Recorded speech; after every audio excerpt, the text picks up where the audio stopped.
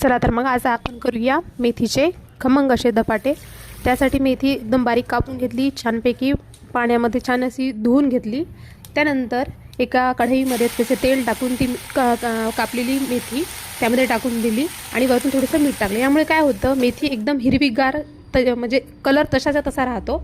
त्यानंतर लगेच एका खलबत्त्यामध्ये 2-4 हिरव्या मिरच्या, कोथिंबीर, लसूण, मीठ, जिरे याची पेस्ट करून घेतली।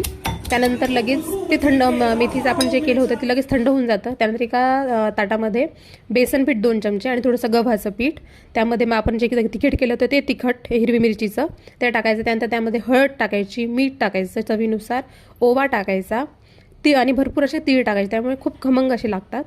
आणि छान थोडंसं वाटलं तर कांदा लसूण मसालासुद्धा तुम्ही त्यात टाकू शकता। आणि शेवटी थोडंसं तेल टाकायचं आणि ते छानपैकी जसं आपण उंडा नेहमी करतो तसा तो नेहमीसारखाच उंडा तयार करून घ्यायचा। आणि